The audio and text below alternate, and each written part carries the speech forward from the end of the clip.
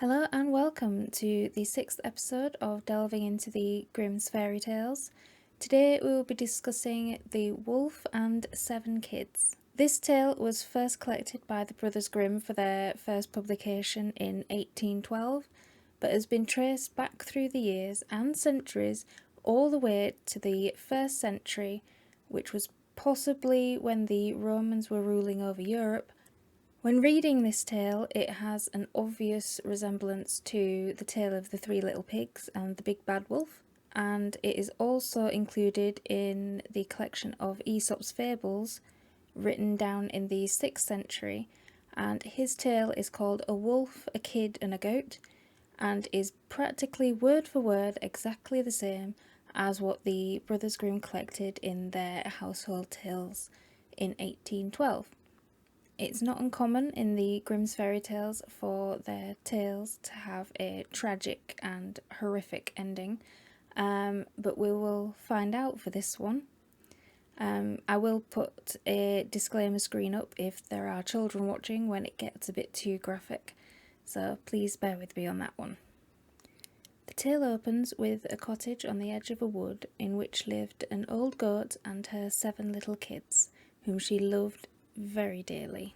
Now, with that first sentence in the story, you get the idea of the maternal love, the protection and home security that is established very, very early on, which is in sharp contrast to a lot of the other Grimm's tales collected, as they usually deal with broken homes, evil step-parents, negligent proper parents,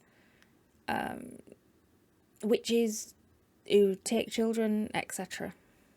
One day she decided to venture out into the woods to forage for food for her family. I'm not sure why she had to go to the woods to find food when goats eat hay and grass and tree bark even. And that could be found probably a few yards from the cottage door. But I digress. Before she left, she told the children that since she was going to be away for a while, they had to keep an eye out for the big bad wolf who was lurking around the cottage and wouldn't hesitate to try and eat them if he could. What she said to the children was, "Dear children, since I'm going off into the woods, you'll have to watch out for the wolf. If he manages to get into the house, he'll gobble you up, skin, hair, bones and all.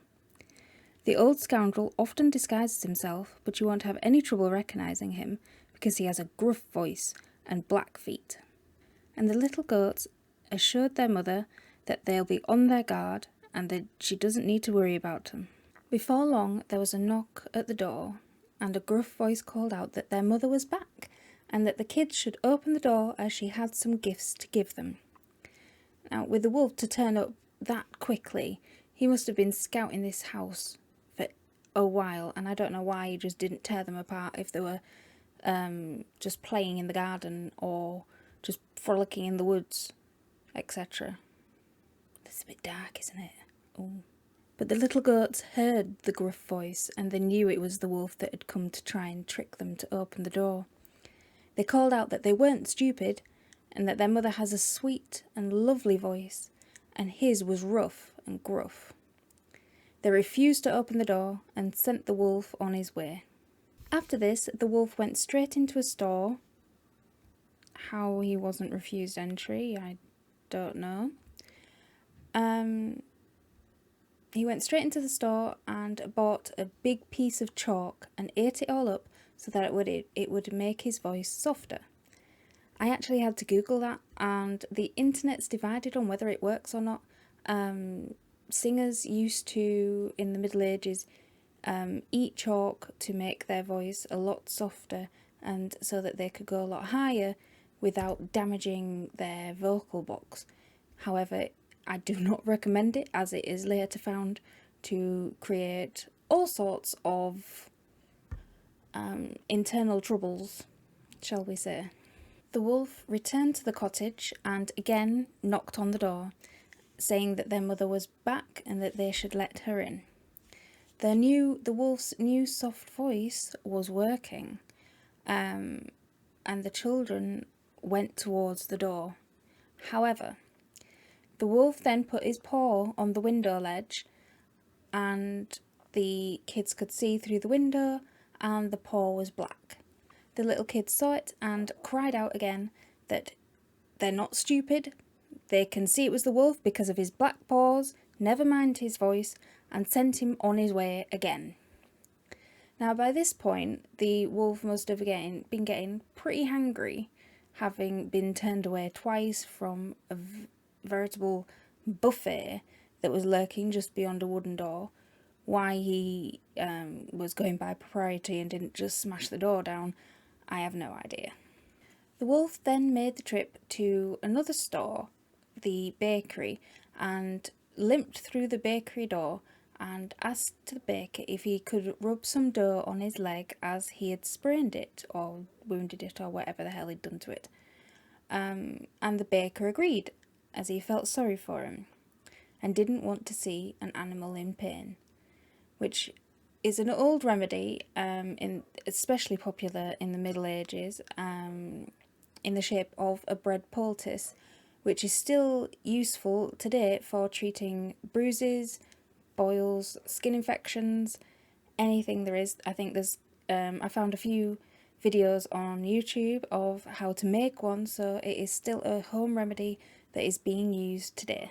It's at this point I will offer a disclaimer to the YouTube gods that if you have children watching this might be a bit graphic for them to hear or for you to explain.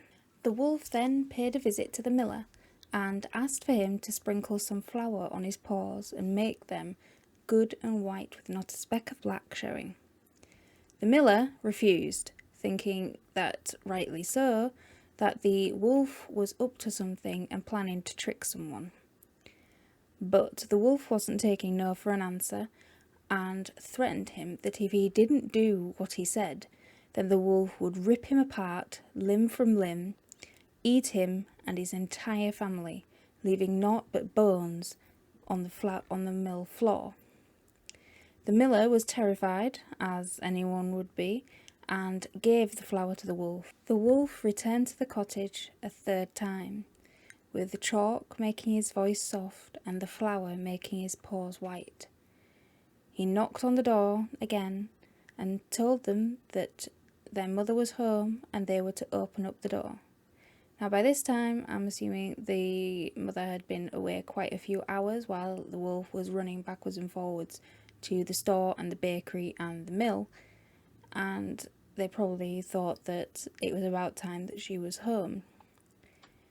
But the little kids shouted for whoever it was outside that although her voice was soft, they had to put their paws on the window ledge so that they could see what colour they were. Of course, the wolf put his paw on the window ledge and it was covered in white flour. Seeing this, the kids unlatched the door and opened it up. Things then happened very, very fast. To their horror, the wolf came in the door and he was drooling at the feast ahead of him. The kids were horrified and tried to hide away from the wolf, but it was only a little cottage. One tried to hide under the kitchen table. Not a very good hiding place. Another in the bed. A third in the oven. A fourth in the kitchen. A fifth in the cupboard. A sixth under the wash basin. And the seventh in the standing clock in the room. The wolf had no trouble finding each and every one of them, considering it sport to pretend not to be able to find them, and one by one pulling them out of their hiding places and sending one after another down his throat, not even bothering to chew them in his excitement. The only one that he didn't find was the one who had hid in the standing clock. When the wolf had completely satisfied his desires and could not eat any more, he shuffled into the woods, found a shady spot under a tree, and fell asleep. Usually like we all want to after a really decent Christmas dinner. A while later, the mother returned to the cottage, and utter carnage reached her eyes.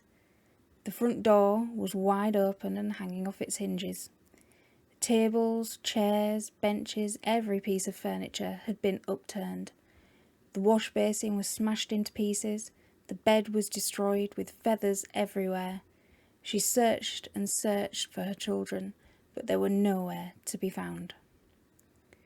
In desperation, she called out their names one by one between her tears, and heard a voice call out that the youngest was stuck in the clock and couldn't get out. The mother released him, and the young kid told her exactly what had happened and exactly what the wolf had done, and what had happened when they opened the door, sparing absolutely no details. The mother broke down when learning of what had happened to her children, and still sobbing and wailing with grief, she went back out to the woods and the youngest kid in tow.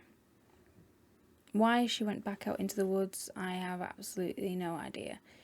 If the wolf was a savage beast, why she thought that a goat and another little tasty morsel was going to make any difference at all, I have no idea. Suddenly they came to the clearing and saw the wolf asleep out for the count under the tree in the meadow, with his belly full to bursting. The mother looked at him from all angles and surveyed the situation, but she could see something moving and turning in the wolf's stomach. A little head here, a little leg there. With the possibility, however remote, that her children might still be alive in the wolf's stomach, she sent the youngest kid back to the cottage, not for their safety, but in order to bring her scissors, thread, and a needle. The goat went quietly up to the wolf, making sure to hardly disturb any blades of grass as she went. She got to the wolf and used her scissors to cut open his belly, and as soon as she made the first incision, one of the little goats stuck his head out of the wolf's stomach.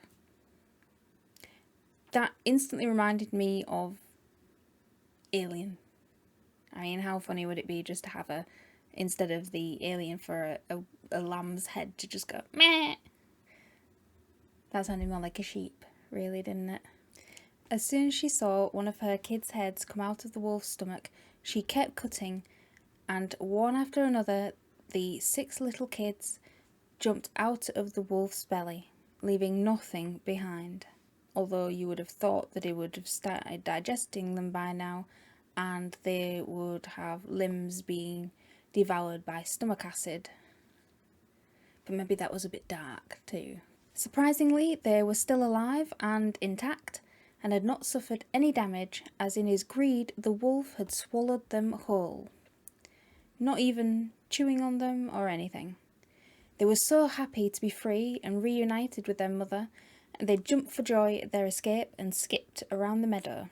Their mother stopped them, and with a quick look at the wolf to make sure that he was still asleep, although how he could be asleep when your belly was gaping open and your dinner had just run away, she stopped the kids playing and making a noise and said, "Let's go find some stones and fill up the wolf's stomach with them, so that he will think that they are you. We have to fill his belly before the beast wakes up." They found as many stones as they possibly could and put them in the wolf's belly, and then their mother sewed him up very, very carefully. And in all this, the wolf did not stir or even break his snoring.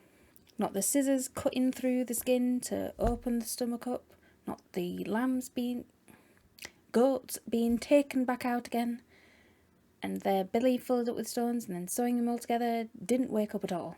The goats waited in a hidden place on the edge of the woods for the wolf to wake up.